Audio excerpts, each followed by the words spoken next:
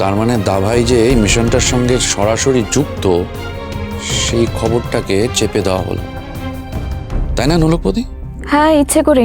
Secret মিশনে ছিল না, তাই। আর ভাইজানের নিউজটাও কিন্তু ফ্ল্যাশ করা হয়নি। দেখো, সেই সকাল থেকে একই নিউজ চালিয়ে যাচ্ছে চ্যানেলগুলো। তিনি কি অবস্থায় ছিলেন? তাইকে কিডন্যাপ করা হয়েছিল, না তার উপর ড্রাগ ট্রায়াল করা হয়েছিল? শ্রী অরিন্দম রায়ের শারীরিক অবস্থা কেমন? আমাদের প্রতিনিধি সরাসরি যোগাযোগ করার চেষ্টা করছে তার সাথে। এই তো এসে গেছি। যা টিয়া, গিয়ে ঘরে গিয়ে ফ্রেশ হয়ে নাও, ঠিক আছে? যাও। তুমি অনেক দিন বাঁচবে, এতক্ষণ তোমার কথাই হচ্ছিল। এই টিয়ার হোমে গেছিলে? হ্যাঁ গো, এই হোমে তো অনেক পেপার ওয়ার্কস ছিল। সকালে এমনিতে অফিস থেকে বেরোতে দেরি হলো, তারপর প্রেস মিট, পরে বেরিয়ে তারপর হোমে গিয়ে কাজকর্ম মিটিয়ে আসতে একটু দেরি হয়ে গেল। বাবা, তোমায় দেখাচ্ছিল, খুব হ্যান্ডসাম লাগছিল তোমায়। হ্যাঁ জামাই বাবু, আমরা সবাই really really really proud of you. আচ্ছা ঠিক আছে, এবার আমাকে উঠতে হবে, উকিলবাবুকে আনতে যেতে হবে। অনেকগুলো পেপারস তো আমাকেও সই করতে হবে। আমি উঠি এবার তাহলে।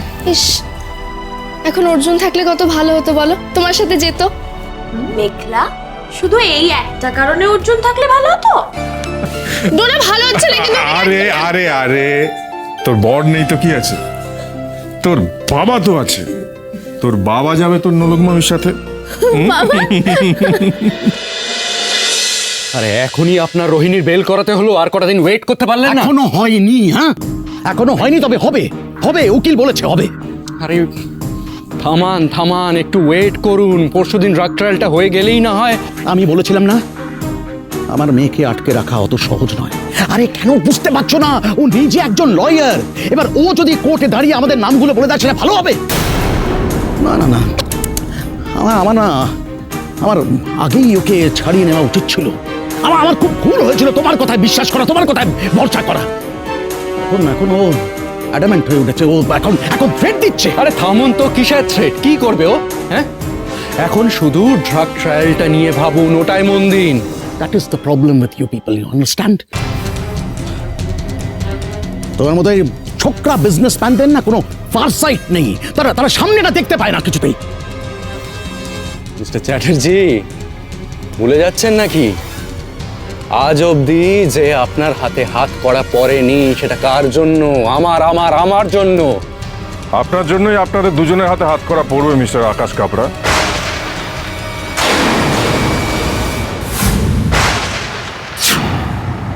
কে মিস্টার চ্যাটার্জি, চিনতে পারছেন? ইয়েস, মিস্টার অনিন্দ চ্যাটার্জি, চিনতে পারছেন?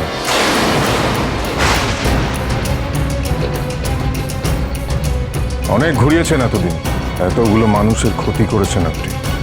এবার তার 10 গুণ মাসুল আপনাকে দিতে হবে। Arrest them officer. চলো চলো, টাচ মি।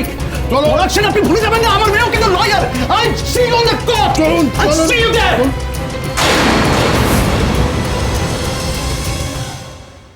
মা বলেছে আর তো কয়েকদিন পরেই নোলক আর বর্দা ভাইয়ের বিবাহ বার্ষিকী।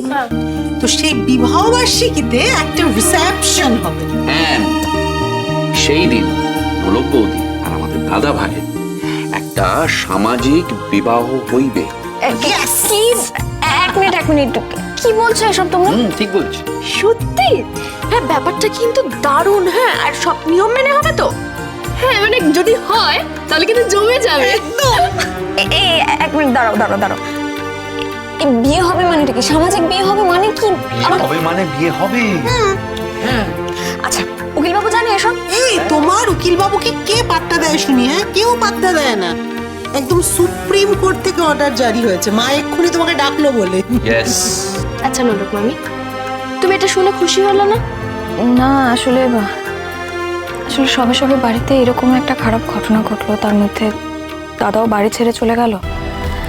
মিষ্টি দিদি আর কাকিমনের মন মেজাজটা ভালো নেই, তার মধ্যে কানুন মাসি রয়েছে। এইভাবে এখন বাড়িতে অনুষ্ঠান করাটা কি ঠিক হবে? হবে ঠিক হবে। বসো।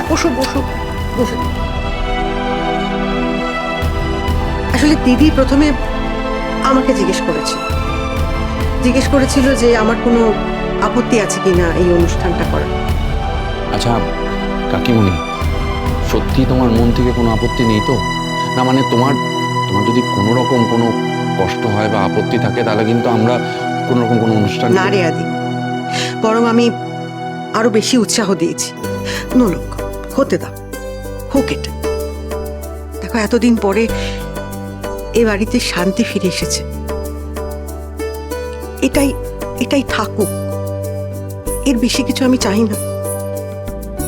অগ্নি কি করেছে আমি জানি না, নিশ্চয়ই কিছু একটা করেছে যার জন্য ও এইভাবে পালিয়ে গেল। আমি জানি না ও কি করেছে, নিশ্চয়ই মারাত্মক কিছু করেছে। ও ভয় পেয়ে পালিয়ে গেছে। তুমি কিছু মনে করো না। ভগবান না করুক মেজদা ভাই যদি কোনোভাবে দাভাইয়ের এই কেসটার সাথে যুক্ত থাকে, মানে ও যদি কোনোভাবেই এই কেসটার মধ্যে কোনো রকম ষড়যন্ত্র করে থাকে, তাহলে আমি কিন্তু ওকে কোনো দিনও ক্ষমা করতে পারবো না, কোনো দিনও না। আদি থাক না। অনু, আদিকে বারণ করিস না, চুপ করিস না, ও বলুক।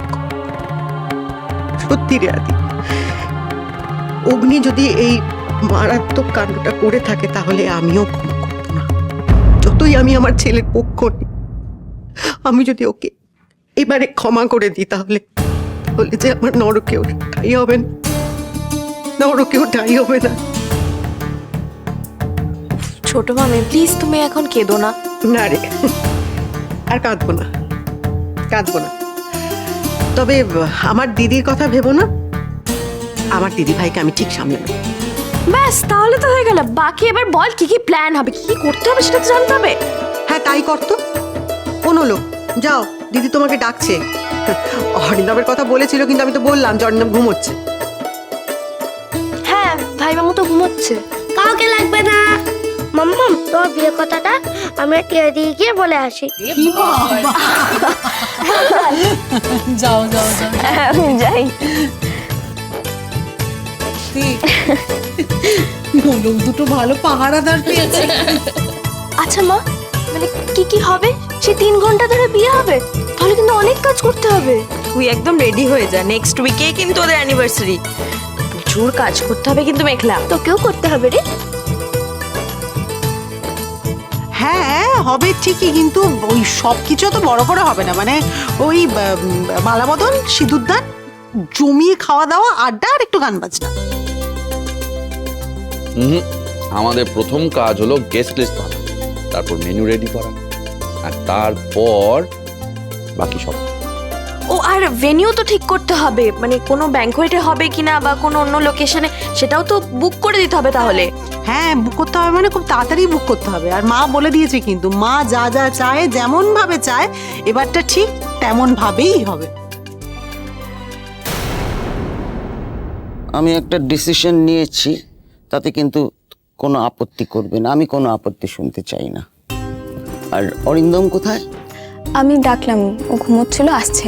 এই তো মা এসে গেছি। Good morning. Good morning. তুমি বসো, কি উঠছো কেন? বসো বসো। আরে বসো না, বলো মা। আচ্ছা শোন, তুই এতদিন পর ফিরে এলি, আমার মনে হচ্ছে আই এম ফিলিং লাইক যে একটা সেলিব্রেশন হওয়া উচিত। এই ফ্যামিলির সবাই মিলে আমরা একটু আনন্দ করব। আর তাছাড়া এটা তোদের ওয়েডিং অ্যানিভার্সারি অলসো, এটা কিন্তু আমি করবই, তুই নাটা কিছু বলবি না। আচ্ছা বেশ, আমি না বলবো না, তোমার যা ইচ্ছে তুমি করো। জানো মা, আমি আর নোলক আলোচনা করছিলাম, এখন থেকে না আমরা এরকম রিস্কি কেস আর নেব না, না তাই না বলো?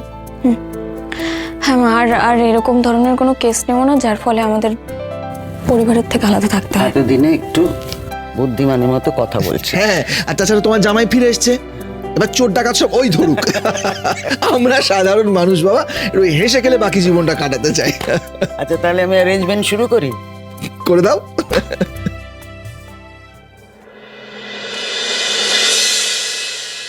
আদি, হ্যাঁ তোমার ভিসা কনফার্ম? কই দেখি। এই না, টিকিটটা তুমি কালকের মধ্যে পেয়ে যাবে। লাভলি। ওহো স্যার। দি ভাই দেখলি তো, এরকম একটা ইনফ্লুয়েন্সিয়াল জামাইবাবু থাকার কত সুবিধা।